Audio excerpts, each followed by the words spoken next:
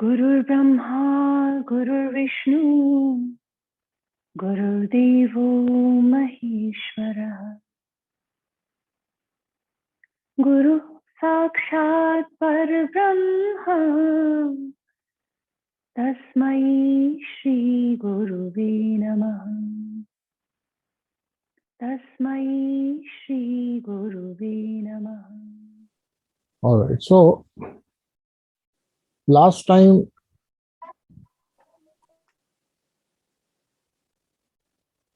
we were discussing fourth, and I also talked about little bit of first shlok, right?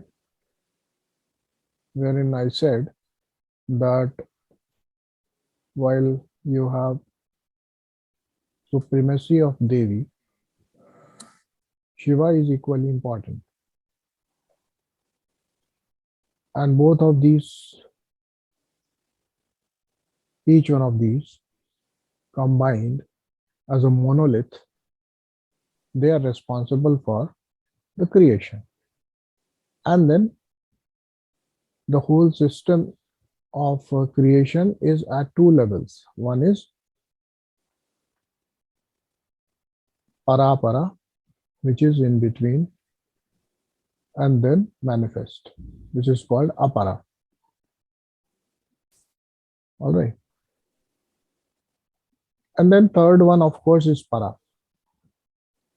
So depending on these three levels of creation, we have in Tantra different ways to approach that experience of unity with the Supreme. And without getting into detail as of now, for many of you are yet not introduced to concepts of core tantric practices, but there are systems like Dakshinachar, Vamachar. Okay. Vamachara is the system which is said to be working on Ida Nadi, balancing the forces of Ida Nadi. Dakshinachar is a system of balancing the forces of Pingala Nadi. And when a person has sufficiently practiced these two, it is believed that he is fit candidate for the final ascent, which means Sushumna gets activated. All right. But without getting into those nuances of what Vamachar or Dakshinachar means, we should also look at this, that the life has two aspects. One is, of course, that visible aspect, which is what we call something which is tangible, where you can interact, physically move things. And that requires activity, action. Correct? Action. So the activity part is, as per Swar Yogi, you know, wherever the activity is dominant, it is about Pingala. Activity is equal to Pingala. Feeling is equal to Ida. Okay. Emotional connect, Bhava connect would mean Ida, which is moon energy. And balancing these two aspects, which means we should be, as a practitioner of Tantra, as a practitioner of Shakta tradition, you would be given methods to work on both. That is, interacting with tangible world in a disciplined way, so that the challenges, roadblocks are easily recognizable, and then you have to work over them. Correct? Similarly, emotional connect, which is very personal, because outer activities can be easily seen and judged by others as well, and there would be definitely a feedback mechanism, because others can definitely spot an error in your behavior, in your attitude, in your expressions, etc. So that way Dakshinachar is easy. Got it? Because Dakshinachar deals with activity, whereas emotional part, which is something which is only known to you, and this thing has to be judged by you. This and the roadblocks which are experienced, they are also subtle. They don't exist in the physical world. They are inner problems, and there are internal solutions, right? So only your guide, your guru, would come to help here. Only and only if you are standing completely naked in front of that person. And that is why the nudity is essential part of Vamachar. That's only a symbolic one. You should know it. It's only symbolic one. Because the body nudity is not at all going to impact your tendencies to keep the secrets of yours hidden. Right? But yes, that is the first step. Many people believe so. And this has also been your experience, that irrespective of the gender and your orientations, when you come in contact with someone whom you can say that I am almost compatible, I know him, he knows me, then nudity is a natural consequence. I'm talking of physical nudity. But that is just the beginning. Nothing gets resolved here. What this nudity indicates is that now you have dropped your guard. You want to present yourself completely uncovered, although it's a physical phenomenon as of now. Correct? But it has to go down. It has to seep in. It has to work on all the internal layers. Then only such a communion can happen between two. Any two. For that matter, any two. The physical nudity may not be there in between two friends, but still a connect may be much better than those who are sharing, quite some time together in without clothes. So internal openness is must in Vamachar, right? You have to be ready to open your heart out, fully expressing or putting across all your challenges, problems, hesitations, secret desires, everything, because everything tells a lot about you. Each and every of these things tells a lot about you. So I'm just giving an indication. I'm not revealing anything which demands initiation, which demands a vow of secrecy, which demands a commitment. But you should know that even in your day-to-day life, if you are able to balance out these two aspects of your behavior, which is something which is very personal, internal to you, that's called emotional state of being, and then activity, right? So these two once balanced, your growth is possible in any domain.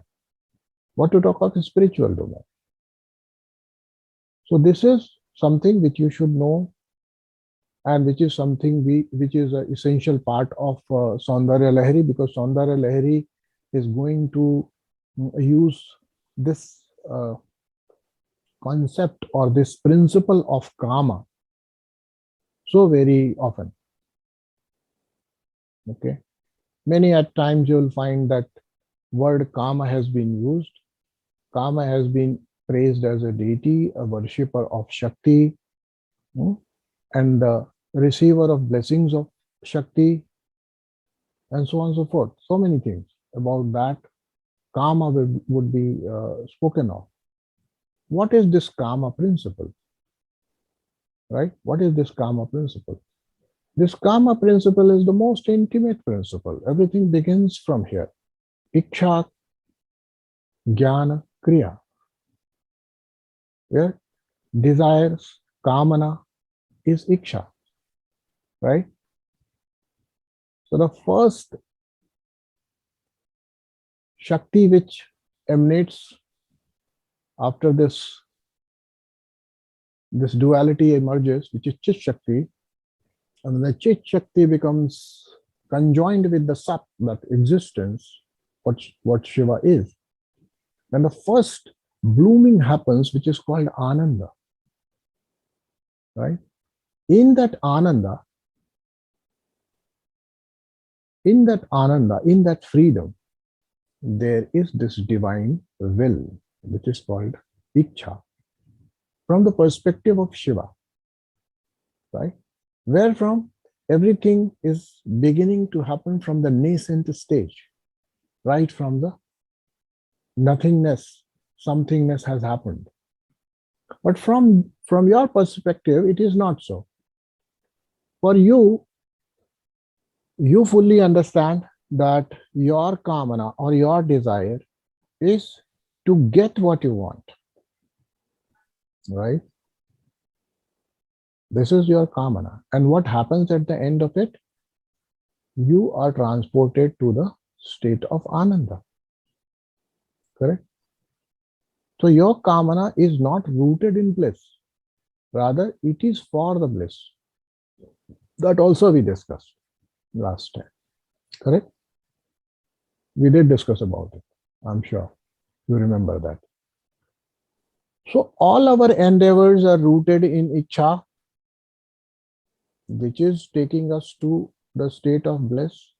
But once we understand this concept, as I talked last time, that Ichha is also a precursor to bliss, which takes us towards our true nature, closer to our true nature, Ananda. Right? And therefore, we must utilize it in those domains where Ichha can give us prolonged exposures to Ananda. Correct? Because Ananda is a more purer aspect of ours. Yes or no? You can't kill anybody in Ananda. You can't cheat anybody in Ananda. You can't abuse anybody in Ananda. You can't misbehave with anyone in your Ananda. Yes or no? Which means what? Once you are in Ananda, you are very, very, I'll say, closer to what, I'm not saying perfect potential, but you're closer to the potential you can be. Yes or no? And therefore, conduct your life in such a way that do something which gives you Ananda. Don't work in a situation, don't work in a situation which is not leading to Ananda. Now you can be choosy also. Till the time you don't understand how to handle it, you must be choosy. Correct? Fully knowing this is not the ideal thing, to be so choosy about it, everything. Right or not? So do the job which you love. So for anyone to lead a life which is potent with the possibility of transformation, is the one who is not frustrated in his life, because otherwise his whole attention would be to remove the cause of frustration. He can't go for anything higher, right? And that also I talked about last time when I said live intelligently. Therefore, you need to live intelligently. Your intelligence has to manage your Dakshinachar in such a way, your intelligence should manage your Dakshinachar or the outer activities in such a way that your Vamachara, the inner aspect, the feeling aspect is balanced. It's not disturbed. Life becomes a sadhana in itself. Now, for a guru would tell you a method, you'll have to spare some time for that, maybe not minutes or hours, maybe days altogether at a length. At a stretch, you may have to devote some time every day for certain rituals, certain things to be performed on the outer world, certain chants to be done, certain way to sit, certain mudras to be posing in front of the idol, and so on and so forth. So many things can be asked, right? And what for? So that your inner experience is enriched, so that your feeling, your inner content is purified.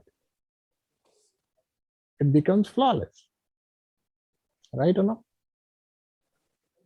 So if we are able to fall in love with this apara aspect of life, and we can have it, because we are blessed with this faculty called intelligence, discretion, where we can choose to keep what we like, or most of it. I'm not saying all.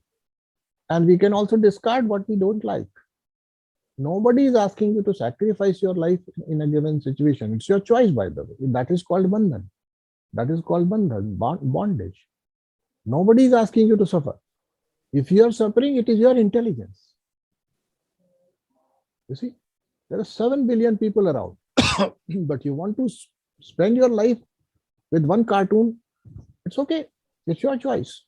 Nobody has asked you to be there. And you are not obliged, by the way. It's all your game. So it's your choice. Whatever life we are leading, it's our choice. And that is why Tantra will not send you in a situation where you are given a trap of morality. No, forget it. Tantra doesn't seek a morality from you. It only says that you should once in a lifetime should come to a situation where say, I have handled the outer in such a way that I am no more bothered and my inner is okay. Correct? No regrets. No regrets. Tantra gives you that freedom. Nothing is right, nothing is wrong, but you should work only to create a state where you create least disturbance outside and create a maximum positive, pristine, pure inner environment, which is full of bliss, full of ananda, full of joy. So living your life joyfully, up to you, right or not? So if I give you sadhana of 10 minutes a day, or let's say 5 hours a day, and the rest of those 19 hours in a day, you're frustrated, what your 5 hours of sadhana can do to you? I can tell you that even those 5 hours you will not be able to spend in peace. Will not be able to devote yourself fully. Yes or no? So look at it. We may blame everyone, we may blame God, we may blame ourselves also, our karma, right? Our karma, and that is why we suffer, right? But at the end of it, it is our dharma to deal with our karma in such a way that it is no more creating ripples inside. Dakshinachar balanced Vamachar, right? Vamachar has to be balanced by Dakshinachar.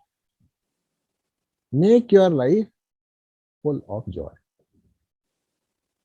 Correct? And of course, not at the cost of your survival, by the way. right? Not at the cost of your survival, not at the cost of your life. Yes or no? So you would choose things which fit in a way to a given situation in a society and still maximize it. That is what we are asking. And that the least you should be doing, even if you are a tantra practitioner or not.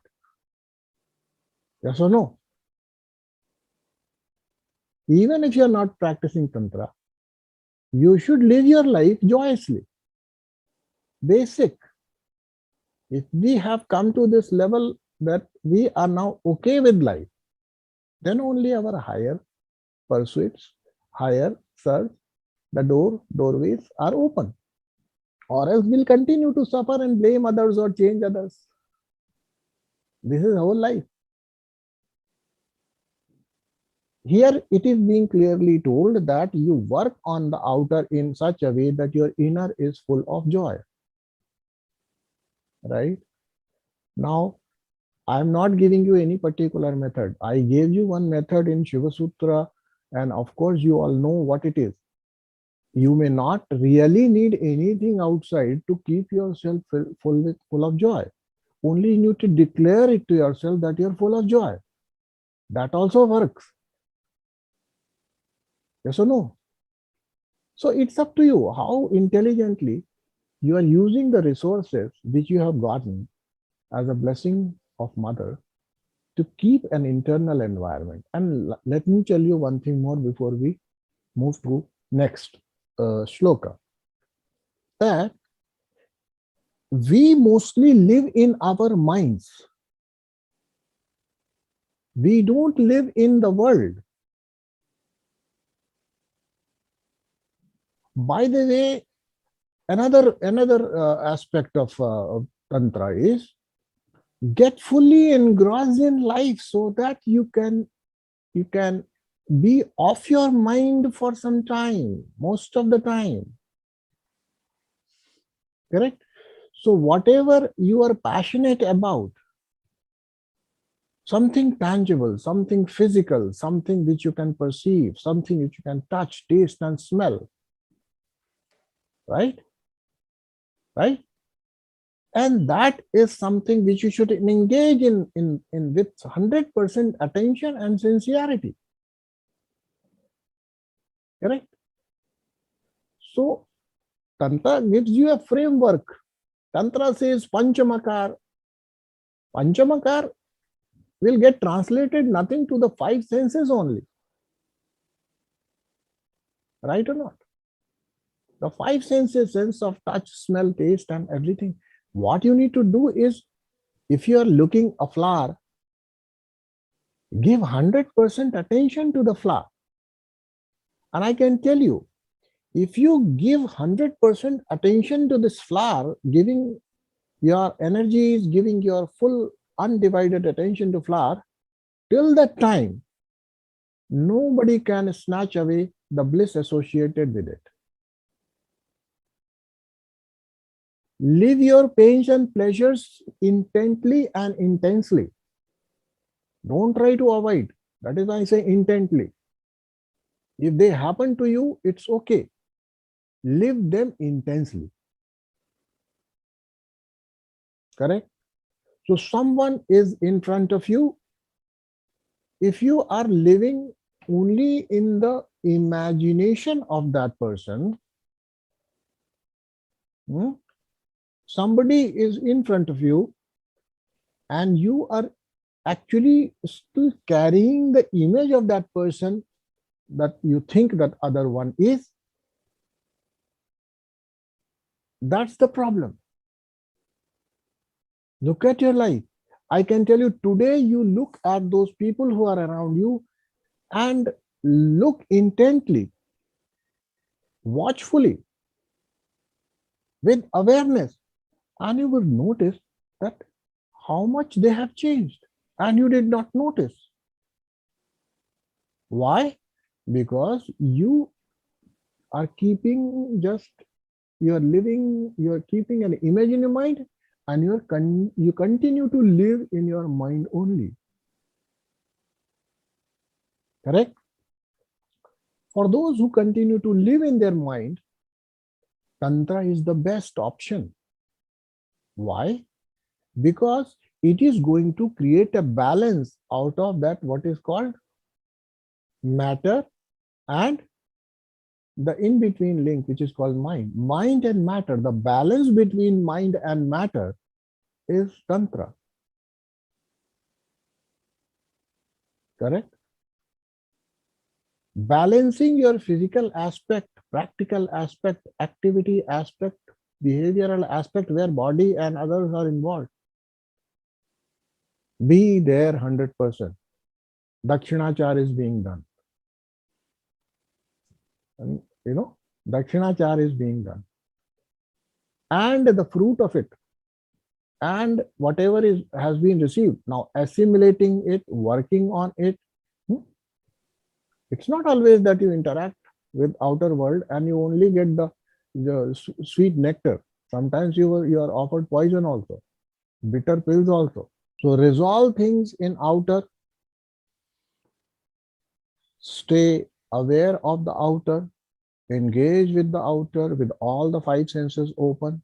Dakshinachar is being done. You're balancing your right side, balancing your pingala. Now, whatever the subtle aspect of that interaction comes to you, it will create certain feelings, certain ripples, certain food for thought, what we call. We continue to chew, right? Then you have to work on that. That's Vamachar. Sort it out. Resolve it. Resolve it to the effect that you become, at the end of resolution, again a joyous person to take up the next day challenge, next day Dakshinachar. Okay? Okay? And by doing this for quite number of months, years, year on year, or maybe month on month, if you are intelligent, maybe in few months itself, you would recognize the futility of it, or you will also start getting the glimpse of when is it necessary to get engaged in that, but what at the end I receive is the resolution, and resolution is bliss. And there is one more aspect which I have told you, that the moment you want to be joyous, you can be joyous. Nothing, no support is needed. Only a declaration is needed. Right? If you are not happy means what? It's your concept. Conceptually, you are unhappy. You don't know what unhappiness is. You may know what loss is. You may know what heartbreak is. You may know what breakup is. You know what death is, but you don't know unhappiness. Something like this can occur a moment. A death happens in a moment. You may know the death, but if that death makes you unhappy forever, if a heartbreak makes you unhappy forever, it is your creation, by the way. So look at it. When I say that the unhappiness is not your natural state, it's your concept which you have it. Oh, I'm so unlucky. People come and say, nothing works for me. Every relationship has fallen apart. Now, what is it? That they are creating garland out of those flowers of experiences. And that garland does not exist now. It is in their mind. And therefore, their whole personality of being unlucky, frustrated, dejected, depressed is a consequence of that concept which they have made about themselves. Look at it. So, if you are saying, I am depressed person, I'm unhappy person, I don't know how to laugh, I've forgotten, it has been years I have not laughed, it has been years I have not genuinely smiled. So conceptually you are suffering. Nothing exists outside. Yes or no? Everything, the world is the same. The moon is the same, the grass is the same, the dew on the grass is the same, which used to be 10 years back when that heartbreak or that particular event did not happen. Even that exists now. But now it doesn't give me joy. You see, I have suffered a lot. I have lost my relationships. I have done this, done that. people have cheated me. All that you're carrying on your head and created a personal image. And this concept that I am such and such, so and so, creates suffering. So unhappiness is a state of mind which is based on a concept, right? Drop the concept right now, immediately you will be happy, because happiness is your natural state. Okay? So what do you need to work on? Again, Ida, Vamachar. This is what you need to do pertaining to feelings, pertaining to your image about yourself, right? Pertaining to something which you have accumulated over the years and bundled up, jumbled up, created a mess, and unable to let go. Deal with that internal jumbled up threads after threads, right? Which are jumbled up. Open the knots or burn them alive right now. Say, I don't care, I'm happy. You see, there are two ways. You want to sort out things, you can carry on. You can carry on. But I can tell you another aspect also works. Just dump it to the fire of your experience of this moment and say, I'm happy. What stops me from being joyous at this moment? And all is gone. The concept of I am unlucky, I have suffered a lot, nobody knows my pain, everything, all sort of these are the concepts. See, have you ever known anybody who knows anybody's pain? Then what is this expression, nobody understands or knows my pain? Have you ever known anybody's pain? Have you ever shared anybody's pain? Have you? Talk of physical, emotional, anything. Instead of sharing means if I had a pie and you shared it, of course I will have lesser. Yes or no? Yes or no? You add on to it. Somebody is unhappy and you say, I'm also unhappy. You see, I understand you, okay? And I'm also crying with you. This is what we are doing in the name of understanding. Are we not? And the one who cries with you, you say, he understood. Come on. Give yourself a break. So dealing with internal is important. Tantra teaches you that. And while we are discussing Saundarya Lahri, Saundarya Lahri may be a epitomization of that goddess Tripura Sundari, and it will also be having certain know-how, nuances, and the processes about how to approach Shakti in a Tantra prototype way. But I'm not interested that way. I'm not interested to teach you that way. That's not the way probably you can go. At least now, where you have to deal with this outer, which you have created and assimilated with so much love and affection, that it has become the source of misery and suffering. I don't know what kind of your love and affection was, which is ultimately leading to the misery and suffering. But anyways, what are we looking at? Tantra. What are we all going towards? Tantra. Let's drop all the concept here and now. And there's no concept like this is me, my mind. I'm bound to my karma. This is my fate. I have been born to suffer. Right? No. Drop all these. And the moment you're able to drop it, dump it in the fire of the present moment, you're free from it. At least for that moment, you're free. Dear friends, is it not? At least for that moment, you're free. For few moments, you're free or not. That you can know. And once you start enjoying the taste which it gives, that sweetness which offers, the joy, the effulgence which comes within. Once you drop everything and say, I'm happy, I'm joyous, I'm nothing, I'm no suffering. I'm not come here to suffer, and I'm not suffered, by the way. Suffering has gone today, now, here. I'm not suffering. You see? And I'm blessed. I'm blessed to have having gone through these many experiences. I'm wiser here. Right? But let us be very clear. We are not here to suffer, so refuse to suffer. Tantra says refuse to suffer. Whatever is your best way, best take. I can't guide you. Suffer, take a decision, two things will happen on the lighter side. Either you will suffer more or you will suffer less. Yes or no? Status quo is not going to happen. Will it help?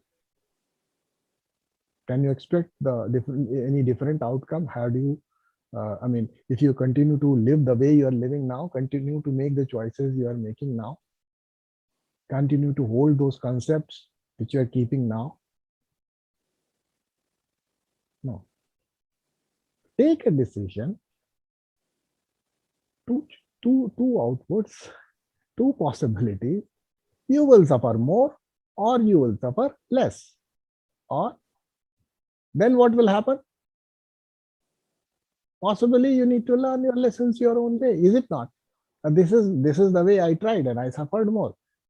No more.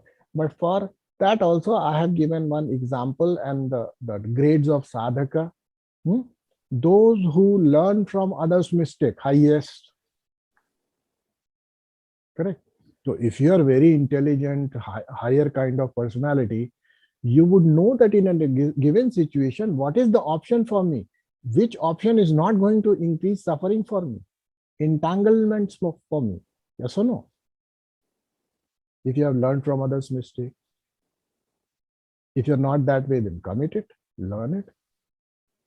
That's the second one. But there's no point holding back and saying, this is my fate, what can I do? I have come here to suffer. You see, karma principle leaves no one. Avatars come and suffer. Who am I? Kis khet ki movie? Oh, stop this nonsense. It doesn't exist. At least in Tantra terminology. You have been given this human life, and by the grace of Mother, if you have been given a functional mind, right? A functional intellect, a fully working body, all organs intact, in the way it is, the way they function, they should be able to support your day to day, right? And if that is happening, you're not here to suffer. You're not here to suffer. So let us be clear about it.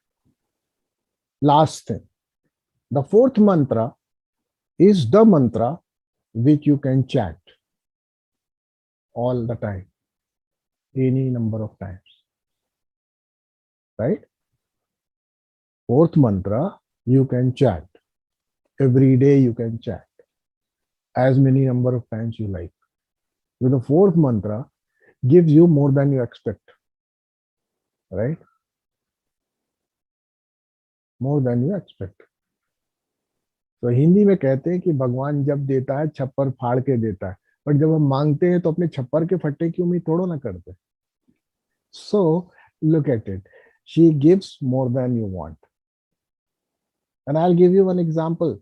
What does it mean? कि छप्पर फाड़ने का मतलब क्या होता है? See, the place in the foothills of Himalayas near Dehradun, where we are trying to create an ashram for you people, a very small place there. So the person whose land was finally allotted or was purchased, he had literally a chappar, right? Okay.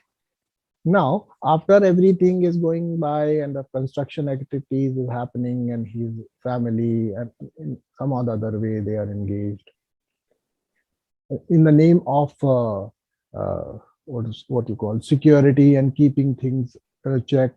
The guard, you know, 80-year-old man, he's also taking salary. At the end of it, certain amount of money is also being given whenever there is certain crisis, etc. Truly speaking, his chapper has been broken by Mother Divine. Now there is a full-fledged, full-fledged, you know, concrete and brick and stone-based structure, right? So this is what it meant. So nobody wants that उसका छप्पर फूटे, लेकिन when mother does it, और उसका फूटा छप्पर by the way उसके घर के आगे ही पड़ा हुआ अभी. So this the fourth one is really very powerful mantra, powerful shloka.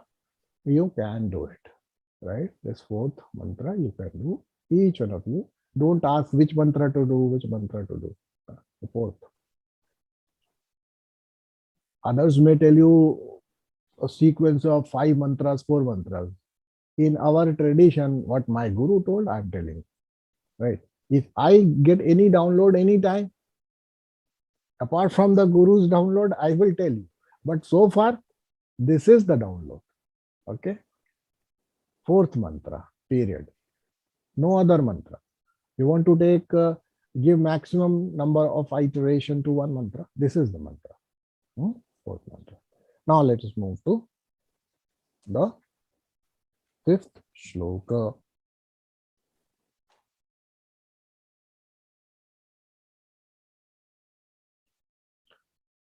Who's going to read? Anu. You read it. This, हरिस्त्वामाराध्य प्रणतजन सौभाग्य जननीं पुरानारी भूत्वा पुररिपुमपि क्षोभमनयत् स्मरोऽपि त्वां नत्वा रतिनयनलेह्येन वपुषा मुनीनामप्यन्त प्रभवति हि मोहाय महताम्. Okay.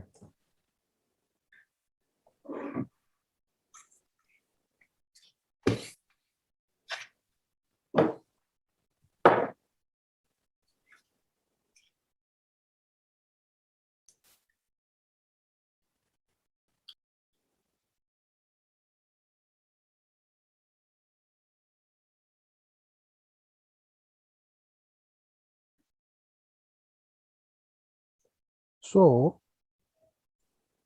here there are few things about mother's grace which are being talked. What she is capable of doing. What she is capable of doing. Harihi tvam aradhya. Haristvam aradhya. Harihi tvam aradhya. That means Hari is Vishnu. Harihi tvam aradhya, having worshipped you. Vishnu having worshipped you. Pranata jana saubhagya janani. Right? Pura nari bhutva. Pranata jana saubhagya janani is the name of the mother here. Pranata jana saubhagya janani. Harihi tvam aradhya pranata jana saubhagya janani puranari bhutva. Pura means long ago. Long time back. Okay. Long ago. Nari bhutva becomes a girl. Nari, stri, woman. Okay. So Vishnu long, long ago becomes a woman. Pura ripum api shobhamanayat. Pura ripum api shobham anayat. Okay. Pura ripu means the enemy of a Pura. Pura is a demon. Okay. Pura ripu means Shiva. Pura ripum api means even Shiva. Shiva too. Kshobham, that kind of infatuation, attraction, anayat brings. So it is being said that God Vishnu, having worshipped you, becomes a woman who is capable of, long time ago he becomes a woman who is capable of creating ripples in the heart of Shiva also. Okay. Okay. All males beware. Yeah. What may happen, you know. What may happen, you never know. Okay. Smaropit tvam natva ratinayana lehe navapusha muninam apyantah prabhavati mohaya mahadam. Smaro api tvam, having remembered, worshipped, put his attention on tvam, on you.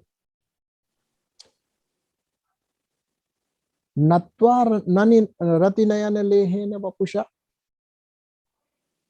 Ratinayana lehena vapusha. Smaro api tvam. Smar is also called, you see, Sanskrit is a beautiful language. Smar is also called kama. And smar is also called memory. You see? Look at it. Smar is kama and smar is memory. Now, how kama is memory? This is the basic memory. Basic memory. No species is given sex education, but they remember it. Right? Smar. It is your memory, the deepest memory. Kama. Okay? Nobody has to teach you. It is there. That is why smara is kama. Smaro api tvam natva ratinayana lehena vapusha. You also have this story, probably. Each one of you must have heard this story, that the Kamadeva was deputed for, that he should be able to create some ripples of desires of sexuality in Shiva, so that he agrees to marry Parvati. Right? And in that effect, what happened at the end, that poor fellow was turned to dust. Right? Why? Because the third eye was opened. Third eye was opened. Third eye opening means there are two types of lights which we see. The light which is falling on these eyes is able to create a direct perception of the world. But the real understanding comes in the inner space which is between the two eyes, right or not? So those who look at the world and understand it late, they are called tube light, because their inner light flickers for a long time, then there is a flash. You see, the third eye. So the third eye is representative of that jnana, that understanding. So how kama is turned into ashes, how a desire is turned into ashes, there is that lesson. We are not getting into that story though. How a desire can be turned to ashes only by looking at it with proper attention, with full intellect on, you would know that a desire is not a guarantee or passport to your happiness. It is rather will be taking you to the hell, right? So any desire, kama is of course that primal desire, but any desire for that matter can be destroyed by looking in your understanding, lighting up that object, that desire in your inner space, to be able to see all its pros and cons, to see the trajectory of the desire, which it is bound to take you to. It will drag you. See, you choose your desires, then desires don't let you be there. They will drag you along it. You may choose any desire for that matter, right? But once you have chosen the desire, this force of attraction is going to hold you there. And as the desire's projection goes on, the trajectories, the locus, you are going to follow wherever it takes and wherever it lands. If it lands in Mansarovar, good. If it lands in muck, then also you'll have to. Right or not? So desire, most of the times, if you give your attention, you would fully know that from the position of joy and happiness, a desire is taking me towards unhappiness, away from myself. The desire principle itself is away from itself. You see?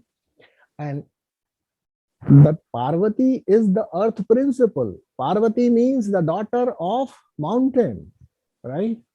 And Shiva is the consciousness. The consciousness, when unites with the Parvati or the earth, the Tattva, then only this world happens. You see. But in the beginning, Shiva disagrees. Shiva knows fully where he is going to be taken if he engages in it.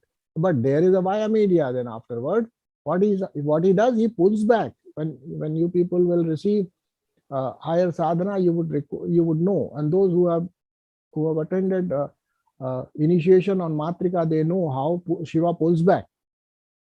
Shiva pulls back from the process of creation and hands it over to Shakti. Parvati, you do it. That means earth. Earth has to engage in that creation. That lower, the grossest energy has to engage in the creation. Shiva pulls back. So consciousness remains untouched. Niranjana, Nirakara. Right? Fully cognizant of the self, not engaged in the creation, yet the seat of all the creation, which you are. Because you come here and say Shiva. So please remember, you are the seat of all the mess which is existing right now. You are the seat of that experience. But let me tell you, you are not touched by it. That's the higher meaning of it. But until then, when the recognition comes, it's okay. Till then, continue to listen to this and continue to chant mantras. Okay? And start living in that recognition. That's important. So, it is said, Smaro api tvam natva ratinayana lehiyana vapusha. It is said that Kamdeva his body was destroyed. Okay. Kamadeva's body was turned to dust, ashes. But does that mean Kama principle died? No, he did not. And therefore, he continued to pray to Mother Divine. He prayed to Mother Divine. And by the way, Kama is also one of the highest valued worshipper of Ma Bhagavati. Okay? Kama. So he does that propitiation of Mother, it is said in this story. And upon that Kama, the Mother ultimately becomes pleased and she blesses him with a body. Okay? With a body. But with a condition that this body will be visible only to Rati. only to your wife, your consort. Okay? No one else. Right? Because Rati had come complaining that you have taken away my husband in the divine plan of this. Right? And therefore, why should I suffer? So mother comes to rescue. She blesses him with a body which is Rati Nayana Lehe Navapusha. It is enchanting to the eyes of Rati. So for Rati there is no loss. Right? For Rati there is no loss. Now here again, if you look it very, very deeply from the eyes of mind, I can lend you my goggles and my numbers. You can use it anytime you like. If you look it from my vision, it is simply that for the Rati, Kama is anyways visible. For Virati only the Kama is not visible, right? Is it not? For the Rati means for the attraction, for the engagement in life, Kama is a driving principle which is seen, which is experienced. Virati means now you are Uparati, Virati, whatever word you want to use, Viraga, right? For Raga and Rati, of course, Kama is visible. Kama is one which attracts. Kama drives the whole creation. So for Rati, he remains visible. This was his boon, right? He received this boon from the mother. And then after he has continuously, as he did not leave Shiva, then how can he leave the ordinary people? he had created troubles for Shiva also, right? You see, Shiva is perturbed. It is just a way of saying that this interaction is happening even between Shiva and desire person. If let's say if in your room there is a one cockroach, let's say in your house, decides to become the leader of others, and there is a cockroach party, gathering of cockroaches, when one cockroach holds a position of the leader and starts addressing other cockroaches, will you be bothered what they are doing? Apart from that you may be bothered about killing them and warding them off. Let's say you are very friendly with them. Will you ever understand what is happening and will it ever bother you? No, because nothing is bothering, right? That thing has no value to you. Even if that cockroach becomes the president, the so-called earth, the global president of the cockroach association, it doesn't matter to you. So no, you are not going to, it is not any kind of event which will require your attention, is it? No. Yes or no? So simply it should be understood here that if Kama was trying to interact with Shiva, that is Chaitanya, right?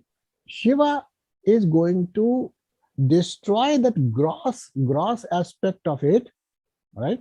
Gross aspect of it, but the creative principle continues. Shiva assumes his own position, right? And continues to support all the creation till the 36th tattva, which is from top if we count the earth element, right?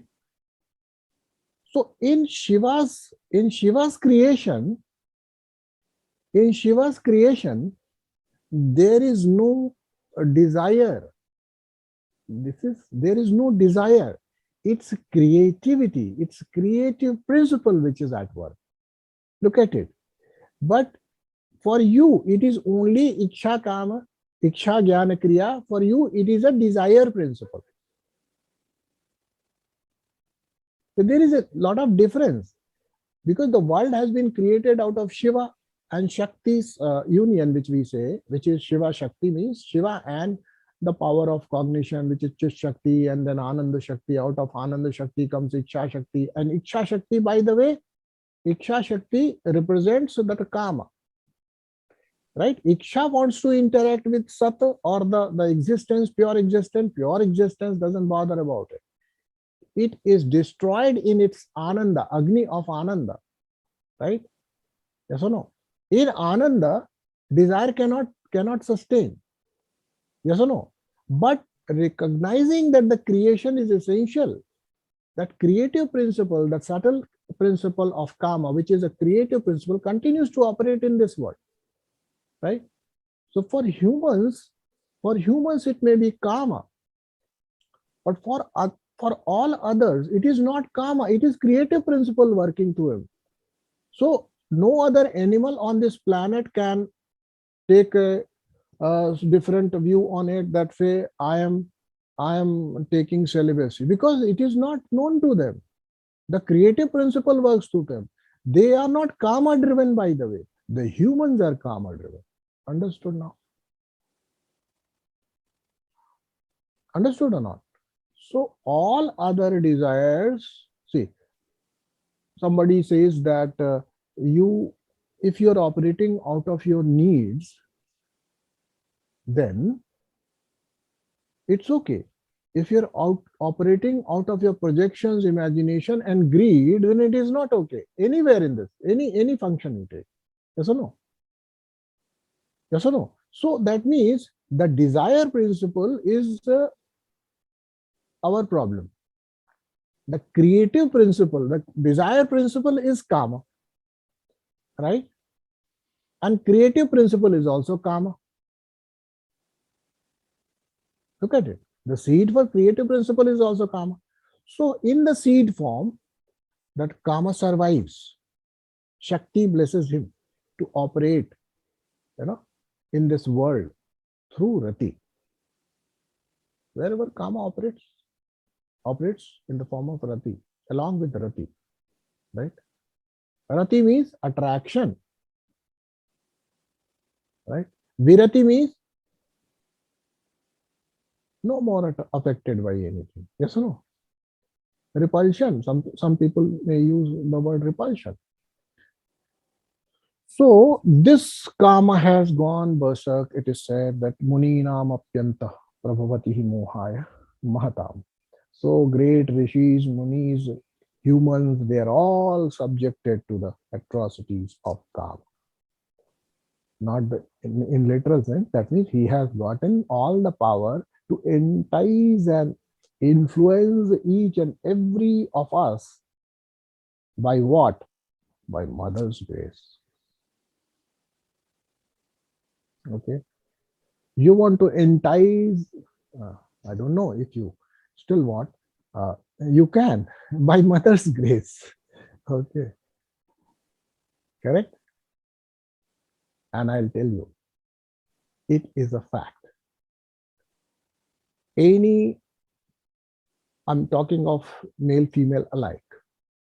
Anyone who has been a devout Shakti practitioner, Shakta, or engages with the Ma Bhagwati's processes, the given processes, a word is used, Lavanya, is bound to come to that person, male or female alike.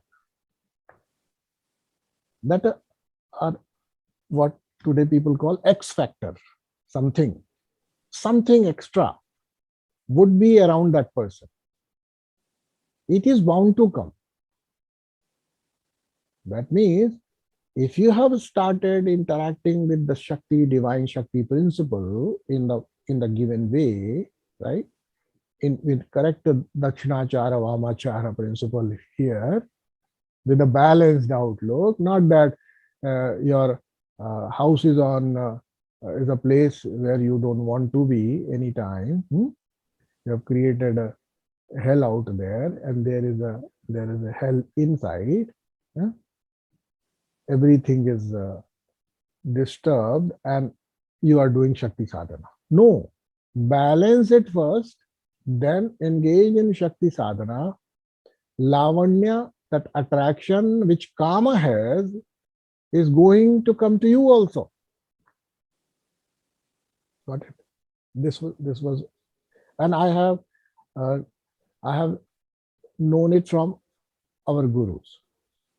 I am not making it up by them. Okay, I'm not making it up. And any Shakta practitioner, if you go, anyone, I can tell you, this feeling, this a feeling of attraction is bound to happen to you. You can't resist it. You'll have it. Maybe you want to just rule out, or maybe you want to just condemn it, because some people don't want to become vulnerable there. They don't want to become vulnerable there, and they say that no, Anna, I don't like this person. So that is the reason. For a Shakta person, Shakta practitioner, you can hate him, you can love him, but you can't ignore him. Okay, you can't ignore him. You'll have to either hate him, say no, he's a fraud, he uses others, he's greedy, whatever, or she's whatever way. You may create your logic, your defense mechanism starts working.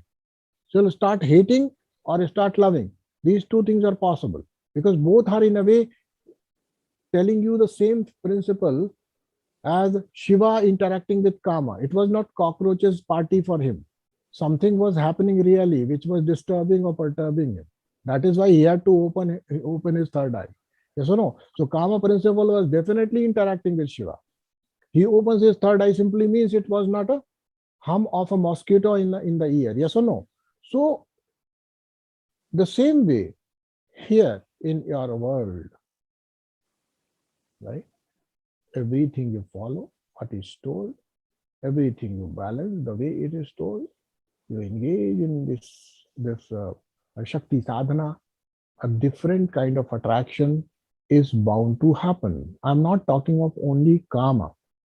You see, once you become a source of attraction, then it does not mean that you are attracting only the other sex, fairer or darker, I don't know which one, but it simply means you are the seat of anything, all whatever is there desiring, whatever desire, I mean, whatever little or more you may have, whatever is being desired, somehow everything comes flowing to you.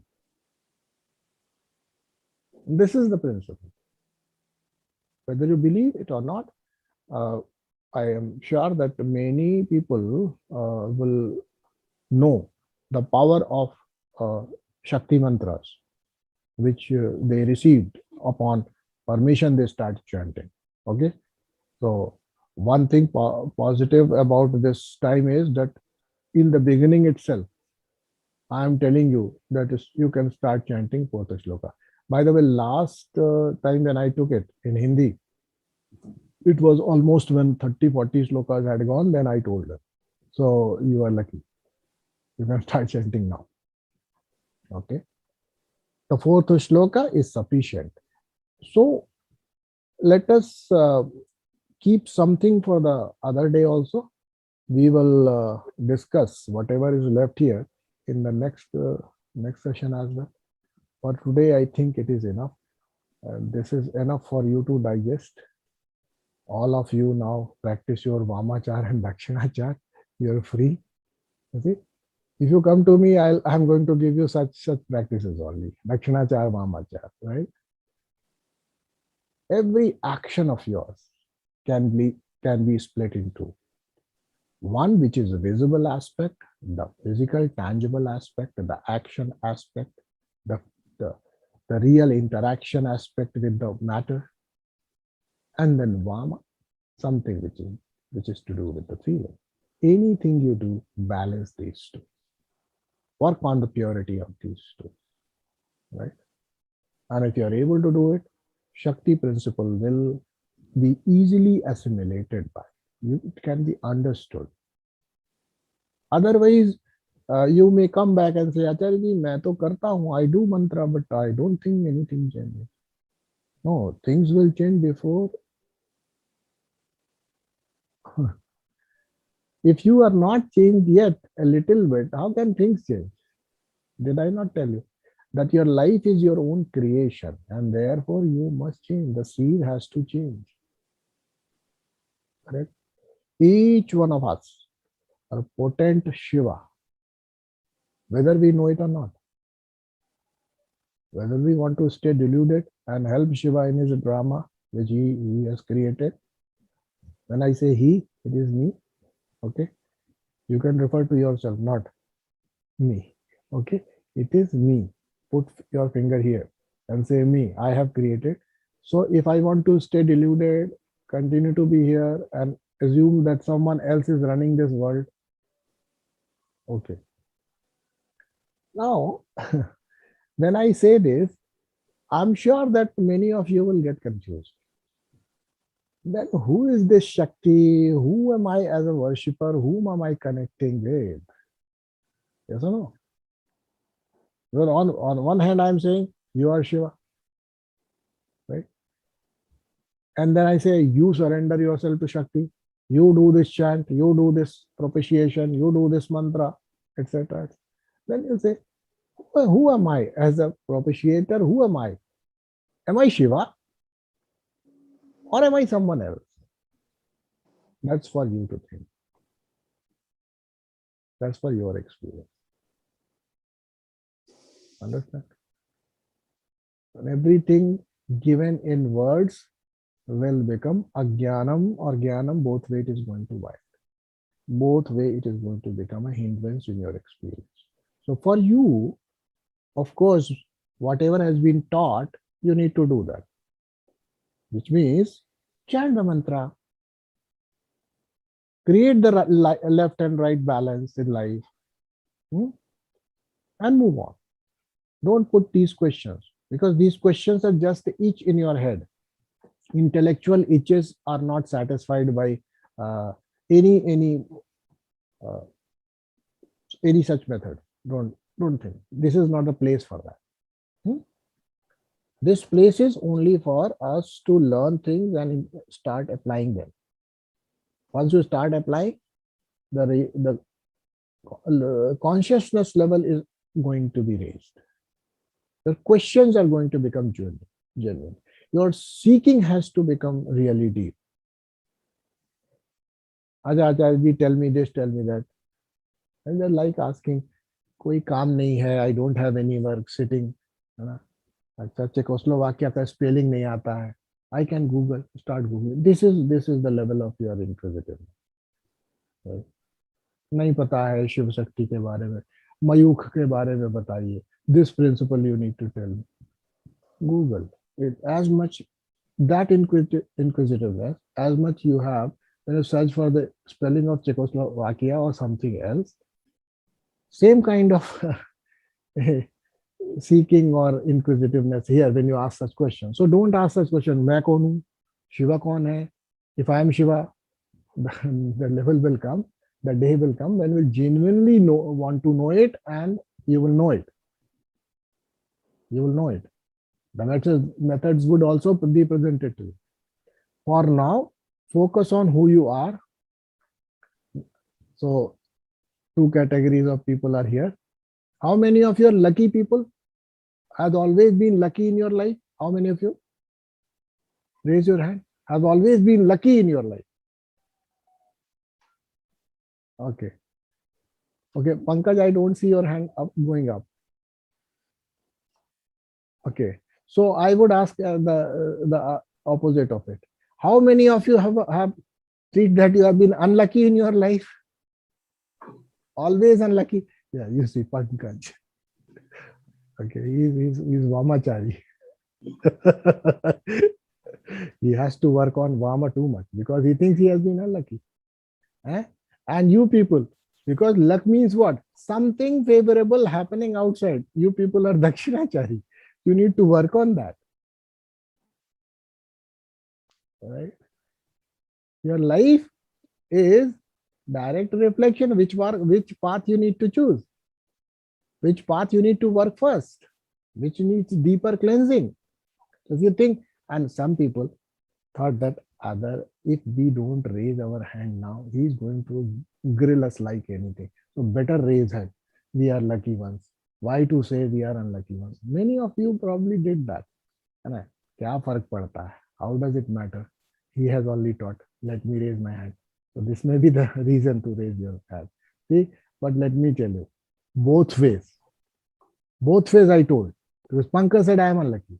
So even if you, at deep your heart, if you think you have been unlucky, work on the inner feelings. That's your way. Those who think they have been lucky, that means their source of joy, the source of happiness was primarily from outside. Something, happening which was in accordance with your desires. And desires are about something else other than us, right? So therefore, if you are lucky, it is about outside. If you think you are unlucky, things anyways happen or don't happen. If many things happen here, then only we can consider ourselves unlucky. They're bundling up, right? We have to deal with it. Being lucky is also need to be dealt. I'm telling you, but being unlucky needs to be just thrown away, right? ठीक है Pankaj? So let us not create experiences a reality in present moment. Experiences are smriti, let them remain smriti. Let them not govern the way we feel. Okay, on the cost of extending this for 5 minutes more, because I said something and Pankaj seems to be in very, very deep thought, I'll have to explain it. You see, because the question Pankaj is having, Acharya ji, if I do not remember my past, and all of you probably, you may not ask, but he is an intelligent man, IITian. So he has this question. So this question would be probably, if I don't remember my past, I don't give value to what I have already experienced, how will I operate in this world wiser? Yes or no? And then on the other hand, he is saying that don't give value to your past, which means to become Dumbo, right? So let me tell you here. Use your smritis fully and 100% to operate in this world, in your activities. Okay? Don't allow your smritis to spoil your feelings. That means they should not be allowed to work on your inner feelings. So the way you feel should be divided by right now. The way you act should be decided by all your smritis. Confusion resolved? No confusion whatsoever if you have understood this rule. Because many people come back and ask this question, which I read into him, that he is thinking like that. He says, if I stop giving complete validity to what I have already experienced, how would I live it? You see, how would I act? How would I, what are my lessons? Am I going to forget my lessons also? Yes. What are lessons for, by the way? These lessons need to be fully utilized by interacting in the world. So use memory for interacting in the world 100%. Don't shy away from using your smallest and minutest learning of past, right, in interacting with the world. But don't allow the minutest or the miniature form of thing from the past to disturb your peace of mind. That feeling wise, it should not be allowed. Got it today? Sorted out? Is it sorted out? Eureka? No. No Eureka. It is Eureka. Only if you recognize how big this learning is. Feeling wise, I will mind my actions. Sorry, memory wise, I'll mind my actions. I'll mend my actions. I'll mind my actions. Memory wise, right? And memory is not needed to keep me happy in this moment, by the way. The present moment is important for that. In itself, it is sufficient to keep me joyous and happy.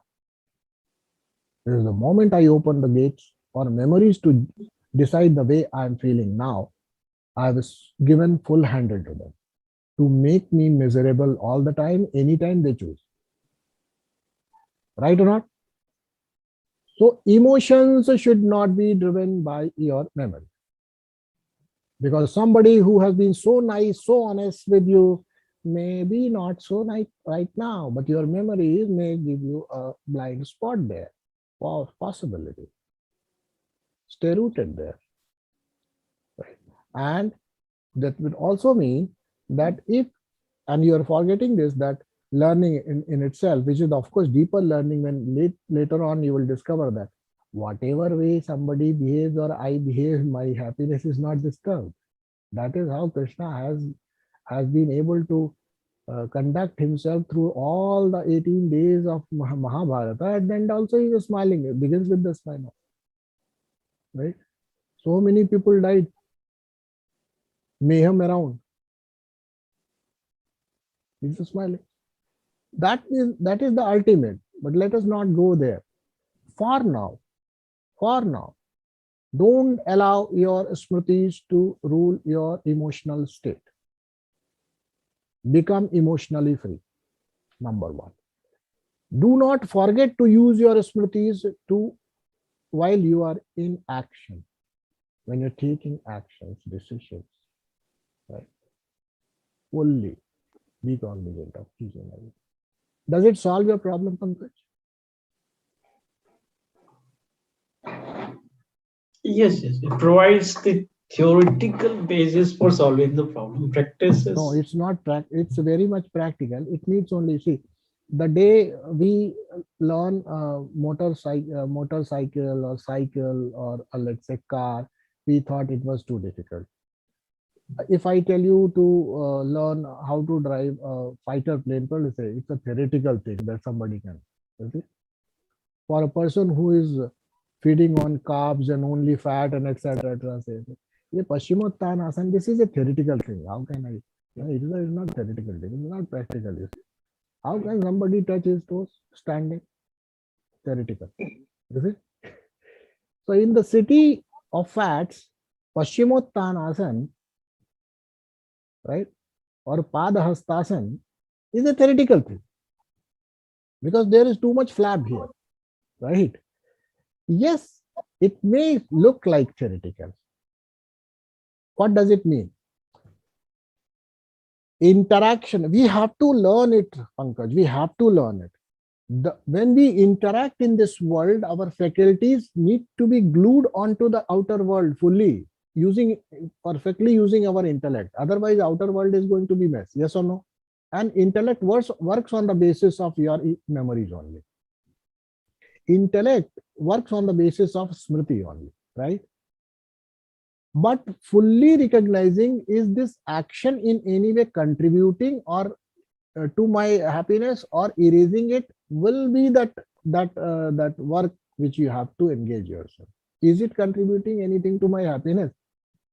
Is it contributing anything more to my happiness?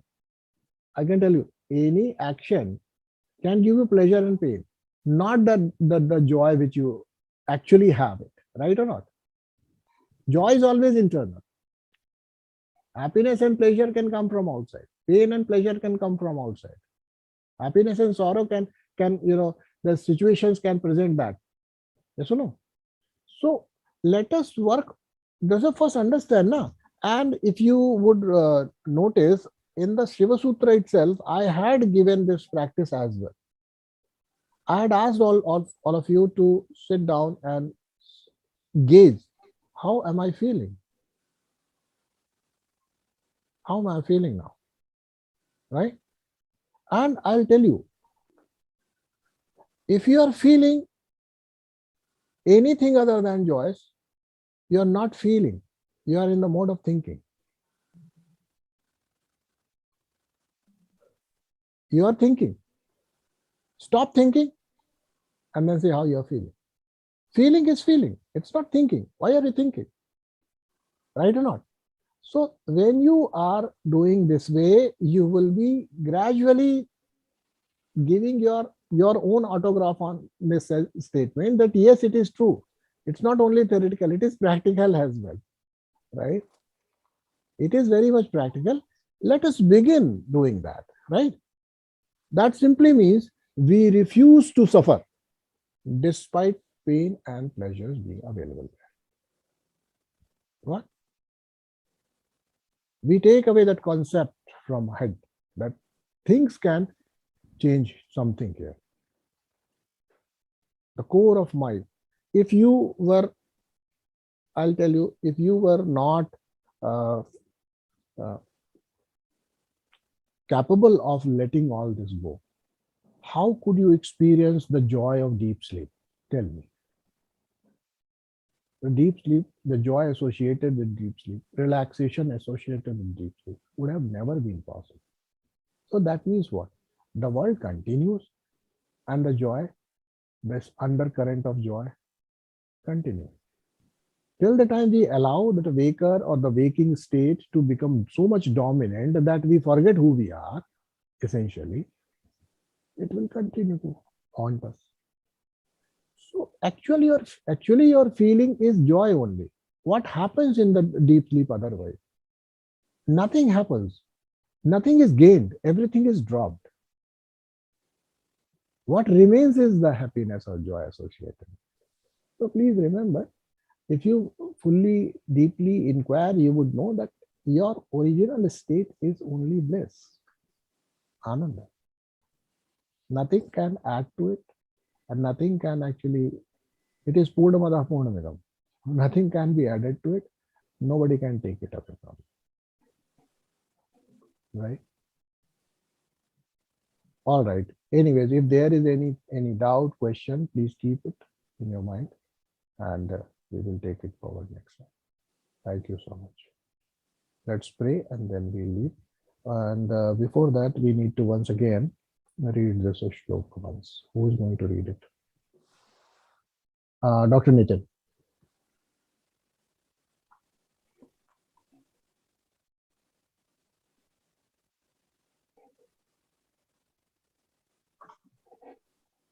स्वामाराध्य रणतजन सौभाग्य जननी पुरानारी भूत्वा पुररिपुमपि क्षोभमनयत् स्मरोऽपि त्वां नत्वा रतिनयनलयेन वपुषा मुनीनामप्यन्तः प्रभवति हि मोहाय महताम्.